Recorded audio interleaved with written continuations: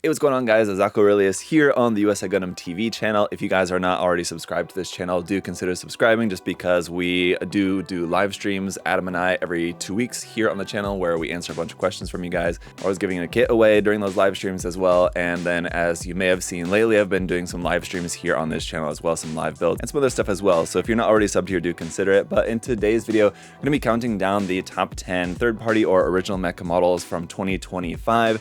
If you already saw over on my channel, I counted down the top 10 Gunpla kits of 2025. Check out that video if you missed it, but in this video, we're going to be talking about original mecha models or third-party kits. There was a lot, and in particular in 2025, it seems like we really saw them kind of really step up. We saw a lot of them come out, so we had a lot of options to choose from a number of different companies that are producing these kits now, and there was a lot of great options. It just seems like the quality is getting so much better as well. Not that the quality was bad. I mean, there certainly was a time where the quality was not that great, but they've definitely come a long way, and a lot of these kits now are really nice. And if you guys aren't on the hype train on some of these kits yet, definitely check them out. So I'm going to tell you about 10 that I selected from 2025 that I want to let you guys know about. If you missed them, definitely check them out. So first of all, we have to give it up to SNAA. Really came out as like a front runner in this this part of the industry with a number of different releases. Two of them I want to talk about in particular. The first one being the Fire Lord. We actually saw two different versions of this kit come out. I built the second version, but the kits are exactly the same. It's basically just a recolor. We saw different colored effect parts as the main feature, but there was a lot of changes to the color of the armor as well, which I definitely preferred the second version. You guys can let me know in the comments which version of the two that you guys prefer.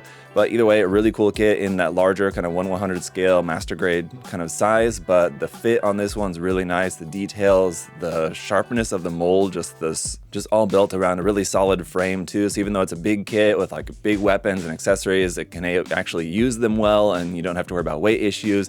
It comes with a stand and everything that you need all in the box. So there's a lot to like about the Fire Lord. But of course, then SNAA also has their smaller scale line of 144 scale kits, which you could compare kind of to high grade, but they're really, in terms of the complexity, they're probably closer to real grades actually, as far as comparing them to like something from Bandai. So some really awesome releases, but I think still my favorite so far just has to be the Percival, just because of like all the different swords and the effect part that you have for holding up the swords. It's just so unique and so different, something that we just don't really see very much. I mean, we can sometimes see, different mecha with, one big weapon or one big shield, something like that, but the fact that this came with so many swords and each of the swords were unique, it was also not like having, 8 of the same sword, but it had great weapons on top of a great mecha design in general, as we've seen with this line, for all the releases in the line. But all that, plus a base, plus water slides, and for the price that you can get that kit at, I mean, it's definitely one that I would recommend you guys to get. If you've not checked out SNAA yet, definitely check out the Percival. Right, then moving on to another one of like the larger sort of 1/100 scale master grade size kits here with the Gus, released towards the end of the year. This one's really cool because it's one of those that like looks very much like it could be a Gundam model,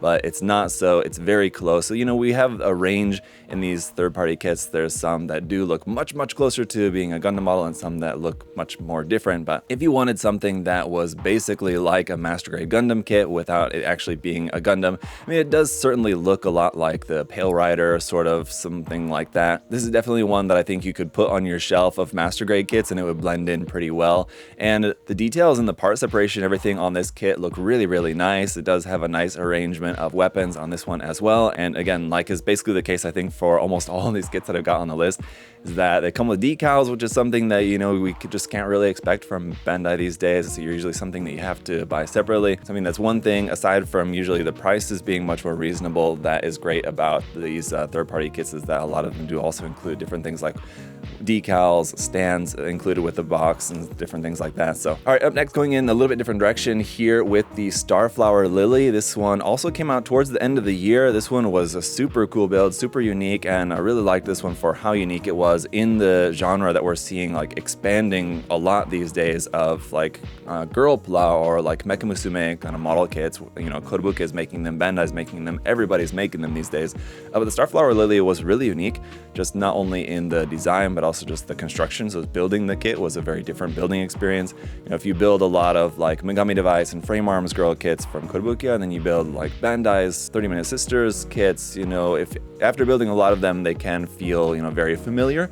But this one was definitely very unique. And then just the weapons and option parts and everything that was included with this one. Again, it's a big box and comes with a ton of stuff in there, and so you're getting like really good value with this one. Just a ton of options in how you might want to display the kit, and so it was really cool. Definitely worth checking out. Even if you're the kind of person that you don't think that you're into girl plot, I think this one is so unique and so cool.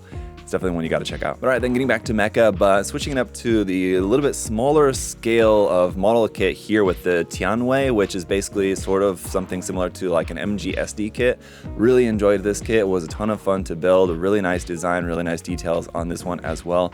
Even though it's in that smaller like MGSD size, it had the pre-built die-cast metal frame, which a lot of people seem to like. And again, this one with the design being something very similar to what we would see for like a Gundam design. This one in particular reminded me a lot of like the Gundam Wing Zero. That could also just be due to the colors, but this one, again, just if you put this on your shelf next to other MGSD kits like from Bandai, it's going to blend in really well. I think overall detail, color separation, everything is great. And again, it comes with a stand, it comes with decals, comes with some really cool option parts. So, and also an LED in the head, which works really well. And that was another really cool feature that I enjoyed about that kit. But right then, back to the big 1/100 scale kits that do seem to be kind of the fan favorite, I think, among a lot of builders, especially in this genre of models. But we have the Star Tournal Susi Type O Hoshiko kit. This one was really cool, and I think it's a bit of a shame that the production photos that they came out with this, I felt like didn't really show it off very well. But after seeing other photos of this kit and seeing it in person, I think it looks so much better than kind of unfortunately how it was portrayed. Because this one, again, is a really cool design. I do like the asymmetry of the armor. It's something that is not like really in your face. It's not like half and half,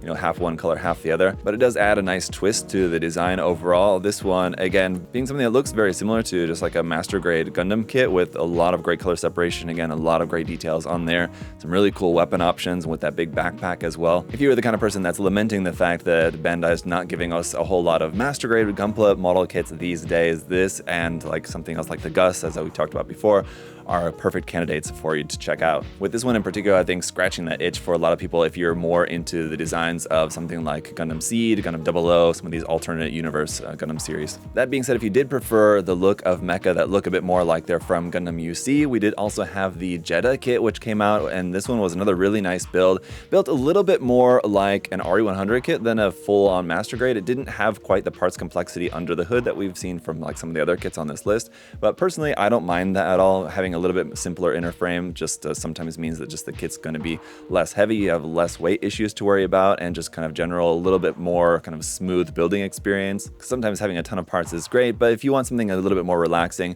but still giving you a really nice solid build that still has a ton of great detail on the outside, this is a great candidate for that. So kind of why I'm comparing it to something like an RE100. That said, I know the RE100 line does have kind of a bad reputation with a lot of builders that aren't happy with like how sturdy those kits are. This one, very sturdy. It comes with a stand. Again, it comes with everything, decals and all that. So there is even the alternate armor array version of this as well if you're interested in that, a little bit more kind of like ace version of the Jedha. Up next then, talking about the Sloth, part of the 7 Deadly Sins line. This one, a bit of a surprise success for me. I wouldn't have expected this one to be quite as popular. Again, being a girl plot kit, essentially, something that, you know, is not for everyone, and some people like them and some people don't, but this one also came with like that huge mecha bear and huge mecha rhino. I think that was something that drew a lot of people in because, again, this was just something that was so unique. Being a very large set, this is like one of, I think, probably the largest kit just in terms of like the box size on this list. There is a close competitor, but with this basically being a set of like 3 kits in one between the girl, the bear, and the rhino, there's a ton of stuff to build in here. And again, it gives you something very unique, something that we have seen a little bit from like some of the 52 Toys model kits that blend the kind of mecha and animal aesthetics a little bit, but this one I think was definitely one that stands out. Very cool design in the original pink and white color scheme, or in the later black and green color scheme that did come out in as well, which I think was like a Wonderfest exclusive version of that release that we did end up getting here at USA Gundam Store. I'm not sure if we still have any of those at the moment if you're still interested in getting one, but definitely check out the 7 Deadly Sins series of kits if you have not yet. Up next then we have the Infinity Nova Nemesis Goddess. This one was just a super impressive build. When you see this build, it looks almost like a kind of metal build or perfect grade and something, and just in terms of the parts complexity on this, you really, I'm not sure if there's anything on this list that's really going to quite match. There's another close competitor competitor. This one just had incredible complexity in the build of this one. So if you're looking for something that has, you know, a ton of color separation, a ton of part separation, and just like a ton of parts, generally this is one that is definitely going to take a good amount of time to put together. Again, it comes with a really awesome base for this one and a very unique and stylish design for this one, with again it having a lot of like Gundam inspiration. You can kind of see maybe in like some of the design aspects, but it's really kind of taken to a whole nother level in terms of the, again, just the complexity of the details and the parts and everything on this. Very impressive. I think this kit is a perfect example of something that when it's all done, it looks like a highly customized Gundam model kit. And for people that have the skill to be able to just make something like that on their own, like take an MG Gundam kit and then make it into something like this, you know, it takes a ton of time and effort and skill that, you know, not everybody has that. And so this is basically able to build your own version of that, where it's just a, you know, a kit that you can just build right out of the box, and then you get this really amazing looking, it sort of looks like a super highly customized Gundam kit, but it's a different kit, it's its own thing, so it's really cool. But lastly then, and certainly not least, we have of course the Osiris Aerial Dominator, which definitely dominated in my mind. I think this kit was just impressive in so many ways. It was a really fun build, a ton of parts in there. Again, there's a really huge box with this one. You get a great base for it, which is more than just a base to hold up the kit, but the base actually had aspects of it that kind of made it look a bit more like a realistic kind of like hanger base with some of the parts on that. And I know it's a small thing, but it's definitely something that I appreciated about this, kind of made it a bit more unique. But then the kit itself, you know, making a 1/100 scale version essentially of the Kshatriya was something that, you know, different companies have tried it, and it's difficult to do just because of the weight issues. But I think this one, of course I was concerned about it going into this build, but I was not disappointed at all. It really does work very well. It's a full, you know, very large, very heavy kit, but it is actually able to pose really well just because of how it's designed. It's designed in a way that is actually able to do everything that you could want it to possibly do. So it's really well designed, and not only just in the functionality, but just in the looks as well. I mean, the color separation, the part separation, just like all the different colors, the parts are molded and everything, just straight out of the box built. It looks fantastic. And so if you're a fan of the Kshatriya design, this is definitely one that I would recommend you guys to have. I know a lot of people have been buying this kit for a good reason. It's been like very popular, as it is something that people have wanted for a long time. And if the day ever comes when Bandai does make a 1/100 scale version of the Kshatriya, I'm very much looking forward to that one as well. But in the meantime, this is definitely one I would recommend for you guys to check out if you haven't yet. If you're in the small group of people that have not checked out this kit yet, definitely check it out. Not only does it look amazing, but then you also have the LEDs, which enhance it. You know, it looks even better with the LEDs. It looks amazing. So there's a lot to like about this kit, and basically no complaints that I would have with this one. So definitely check it out. That's it for the list, guys. Let me know what you think. Let me know in the comments below if there's anything that I missed that you think should have been on this top 10 list. There was a lot of great options, so I'm sure you guys will have some suggestions. Let us know in the comments. But as always, thanks so much for all of your support. And again, if you're not subscribed to this channel yet, make sure to subscribe. If you haven't checked out my list of the top 10 Gunpla from 2025, go back and check out that video over on my channel. But that's it for today's video, guys. See y'all later. Thanks.